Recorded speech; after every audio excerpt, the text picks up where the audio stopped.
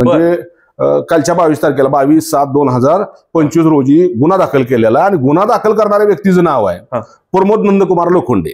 आणि खटाव पोलीस प्रशासनामध्ये एक प्रकारे कॉम्पिटिशन लागलेला आहे. खरंच साहेब स्पर्धा लागली. हा, स्पर्धा लागलेली यांची की तू जास्त गुन्हा दाखल करतोय खोटं का मी जास्त खोटं गुन्हा दाखल करतोय. मान खटावच्या नेत्याचं तू लय भारी चाटतोय का मी लय भारी चाटू, अशा पद्धतीचं ह्या दोघांची स्पर्धा चालली आहे मानखटाव मधल्या पोलीस प्रशासनाची. अशी मग भारतीय जनता पार्टीची खास करून ती थांबली पाहिजे. पोलीस प्रशासनानं आमच्यावर अजिबात अशा पद्धतीचा दबाव आणू नये, आमच्यावर अजिबात अन्याय करू नये, माझी विनंती आहे त्यांना. हे काय चाललंय तुमचं, तुम्ही घरगाड्यागत जर काम करणार असला तर तुम्ही राजीनामा द्या ना. साहेब तुमचं नाव किशोर सोनावणे, आडनाव सोनावणे, तुमच्यावर गुन्हा दाखल केला ते घनश्याम सोनावणे. तिकडं मसवडला जे आहेत, ज्या अन्य लोकांवर गुन्हे दाखल करतात खोटे माझ्यावर करतायत ते अक्षय सोनावणे. तुम्ही तिघही सोनावणे आहात, काय फरक आहे तुम्हाला तिघा सोनावणेमध्ये? सोनवणे अण्णावाला कलंक असल्यागत काही लोक वागतायत. आम्ही सोन्याचा शोध लावणाऱ्यापैकी आम्ही एक आहोत. नमस्कार, लय भारीमध्ये आपल्या सगळ्यांचं स्वागत. मी आजच एक व्हिडिओ केला होता, काली एक व्हिडिओ केला होता की एक वाघ तुरुंगातून बाहेर आलेला आहे आणि तो वाघ ज्यावेळी तुरुंगात गेला होता त्यावेळी मी एक व्हिडिओ तयार केलेला होता आणि त्याच्यामध्ये मी असं म्हटलेलं होतं की म्हणजे एकतर पहिल्यांदा मी जेलमध्ये जाऊन आलो, माझ्यासोबत आणखी 2 आरोपी होते, असे आम्ही 3 जण जेलमध्ये जाऊन आलो खोट्या गुन्ह्यांखाली. त्यानंतर आजीनाथ केवटे जो वाघ आहे तो काल बाहेर आलेला आहे, तोही खोट्या गुन्ह्यामधून काल त्यांची जामिनावर मुक्तता झालेली आहे. आणि मी गेल्या 10-15 दिवसापूर्वी एक व्हिडिओ तयार केला होता आणि त्याच्यामध्ये म्हटलं होतं की आणखी काही जणांचे नंबर लागणार आहेत, आणखी काही जणांवर खोटे गुन्हे दाखल होणार आहेत. आणि त्यावेळी मी स्पष्टपणे 2 नावं घेतली होती, एक म्हणजे किशोर सोनावणे आणि दुसरं म्हणजे सचिन शिंगाडे. सचिन शिंगाडे हे पत्रकार आहेत, तर त्यातले किशोर सोनावणे माझ्या बरोबर आहेत आणि किशोर सोनावणे यांच्यावर गुन्हा दाखल झालेला आहे. तर किशोर सोनावणे या गुन्ह्यासंदर्भात मला माहिती देणार आहेत. तर किशोरजी, लय भारीमध्ये आपलं स्वागत. नमस्कार.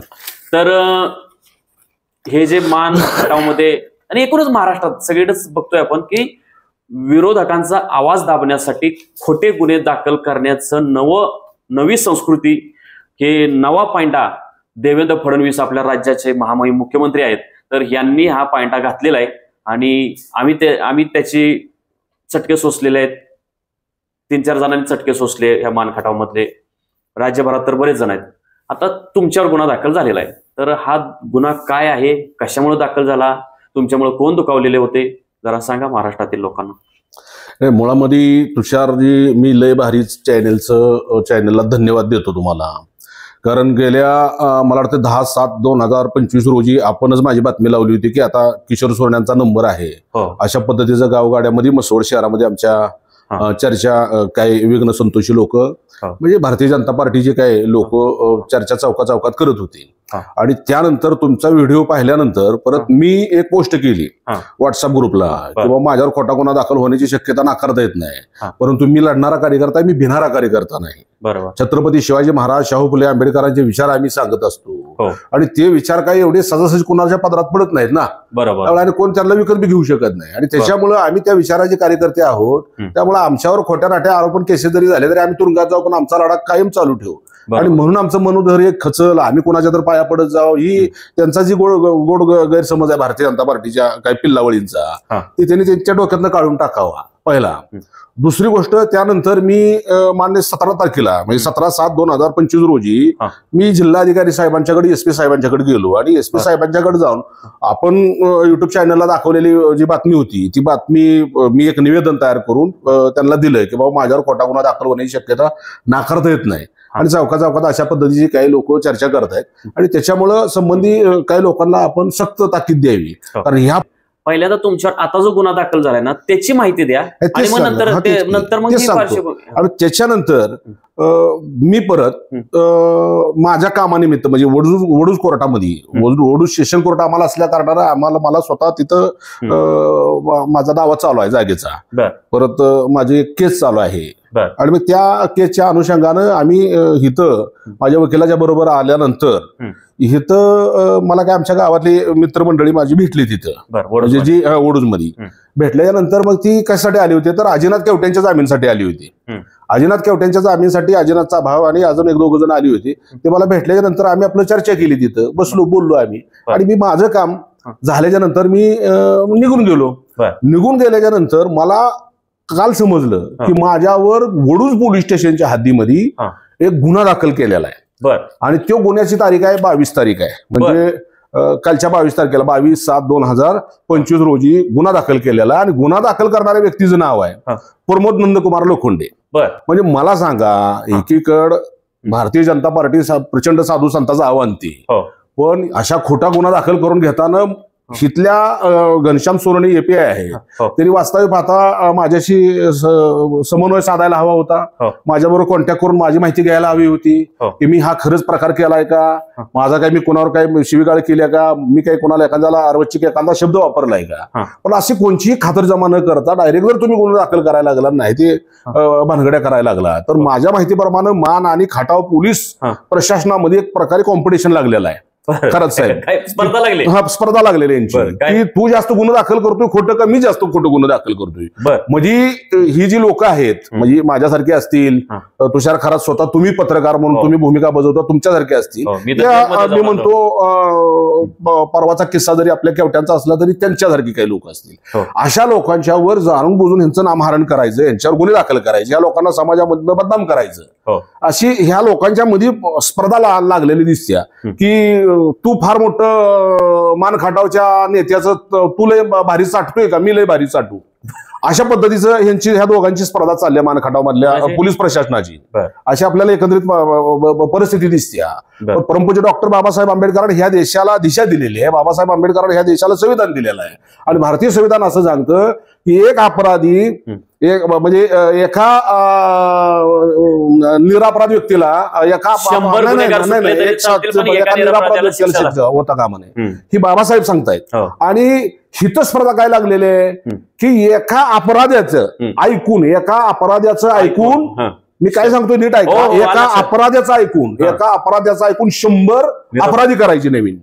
बरोबर, 100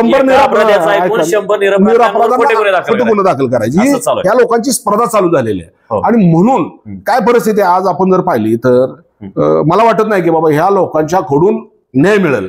आणि म्हणून मी काल स्वतः ह्या गोष्टी घडल्याच्या नंतर मी स्वतः काल एसपी साहेबांच्याकडे गेलो. एसपी साहेबांच्याकडे गेल्यानंतर मला अतिशय चांगल्या पद्धतीचा, मी खरं तर एसपी साहेबांचा आभार मानतो. एवढा एक सर्वोच्च पदावर काम करणाऱ्या व्यक्तीने माझा जवळजवळ मला अर्धा तास वेळ दिला.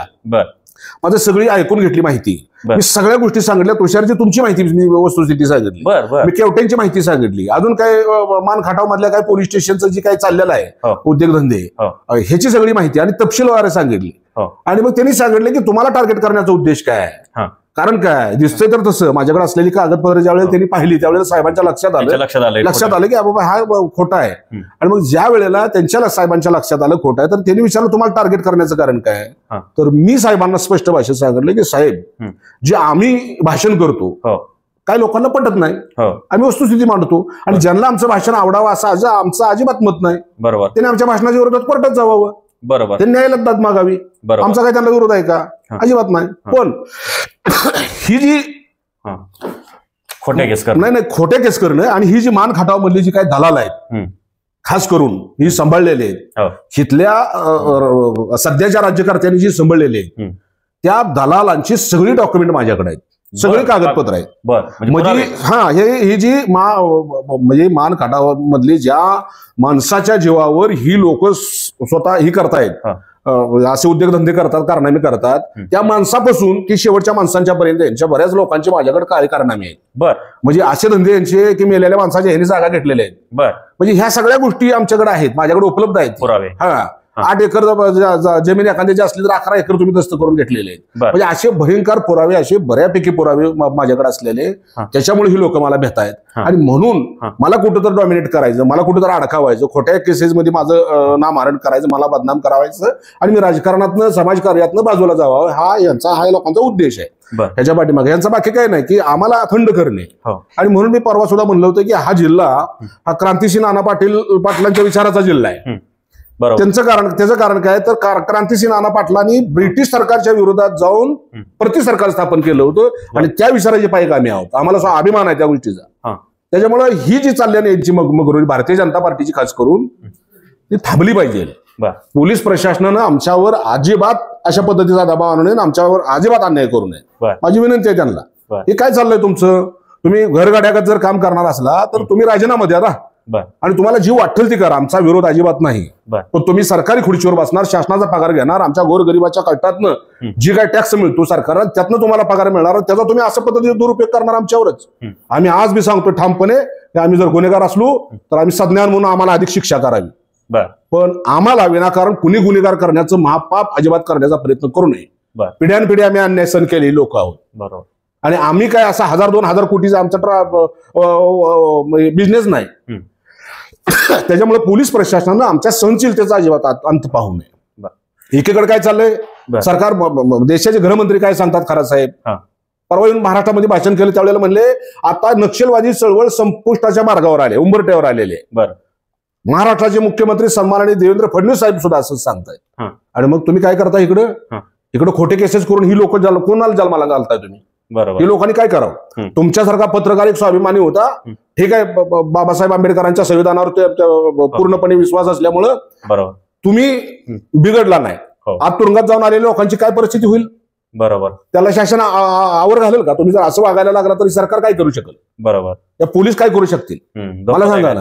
आणि आज जी काही बाजार चाललेला आहे त्याला माझं स्पष्ट मत आहे की खोटा नाटा जो बाजार चाललाय तुषारजी, अट्रॉसिटीच्या गुन्हा दाखल करून जर दलित समाजाची न्याय व्यवस्थेच्या मनामध्ये असलेली एक आदर भावना जर नष्ट झाली तर त्याला जबाबदार कोण? पोलीस प्रशासन नाही.